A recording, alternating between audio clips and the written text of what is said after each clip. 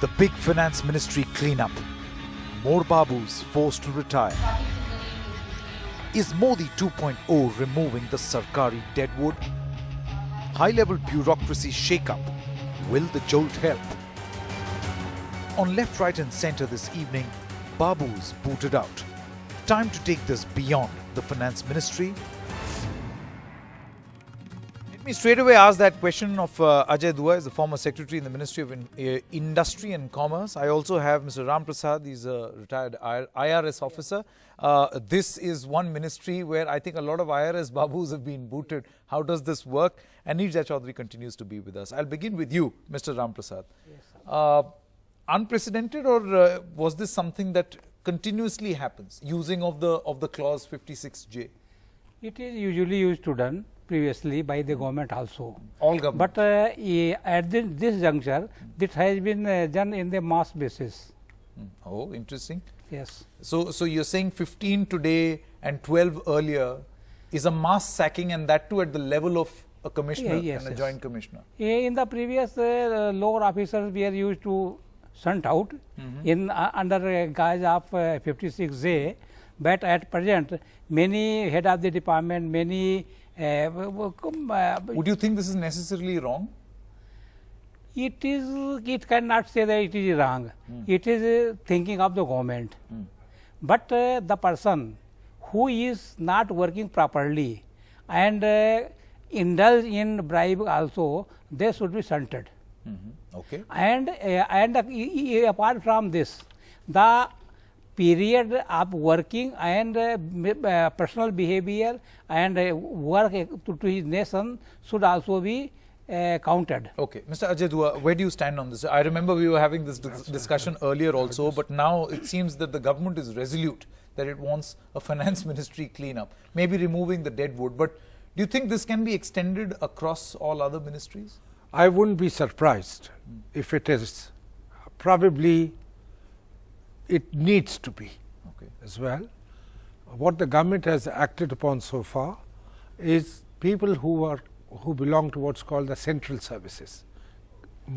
Almost every one of them was Class A central service official, all of them beyond the age of 50, upon whom the 56J of the General Financial Rules could be invoked. The government has done that.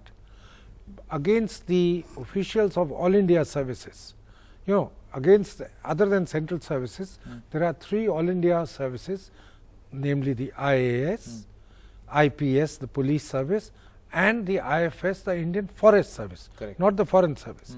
These 3 are the states, are the all India services, which against whom also the GFR 56J provision, that means beyond the age of. Can I just complete this? Please, sure. You can invoke 56J, but all India services have an additional protection that before taking action against them, consultation with the Union Public Service Commission is mandated in the constitution of the country itself, and accordingly it's provided for in the All India Service So rules. once you consult, you can take action against them as well. And finally, I would say this needs to be made, that cleansing is not only at the central government levels, but also in the provincial levels. The province, the babus, so called, as you said, are many more in the provinces than the center, because you have 29 state governments and 5 or 4 union territories. Against them, the action would start and end with the state governments. Some of them have provisions similar to 56J in their rules. Some may not. But I think it's needed. Neerja Chaudhary, I want to ask you this question. There were a lot of people we spoke to in the political circles also, and they said, why now? Suddenly you have this big shift. It's not, some of these cases against these babus, particularly these babus, are as old as a decade. When you have a shake-up, when you are clubbing all cases together, obviously this is not procedural. There is some thought process within the establishment that an action has to be taken now. Why the delay all this while? I think that is a prerogative of the government. Maybe the government feels more strengthened with the second term, a mandate being given. Maybe they didn't want to take such an action in their previous term. That I think I would not, they have a right to move when they want to. So you won't smell a rat here. No, I don't think so. Obviously, there's a clear message the Prime Minister wants to give to the bureaucracy. Okay. I mean business, I want work, I want cleanliness. That is a clear message to the whole bureaucracy. My question mark, I'll be a devil's advocate again, is, what is, when you do an inquiry, how are you choosing these people who are tainted? Is there an allegation? Is there an FIR? Is there a charge sheet? Yeah. What is the level at which you are moving? And how can you ensure justice? Are you? For instance, what happens to his perks? No, वो तो अलग बात होगी. But can you be moving against those? There is always the possibility of those who are dissenters, who may not agree with your line of thinking. The whistleblowers. Or Whoever. dissenters. And after all, the bureaucracy is supposed to be completely impartial and go along with the government, but there can be people. So can you be moving against them in the future now? So You're I would about the protection of their rights. I would be, and of course, will they be given their rights afterwards? Yeah. Very quickly, last 1 minute. Yes, I think that there is a procedure established. Everybody against whom the Section 56 or the Rule 56J and probably for pension stopping under CCS rules has been invoked. Everybody was, each one of them was under inquiry for several years. Review of every government servant is done at the age of 50, and if for doubtful integrity and non-performance, people are shortlisted for taking action. Then if it is established, it's procedural. There's a very established procedure. Every one of us has gone through a review at the age of 50, whether we are, I shouldn't call it eligible, whether we need to be proceeded against for these two, largely these two grounds, non-performance and doubtful integrity. And doubtful integrity cases would have been gone on for several years.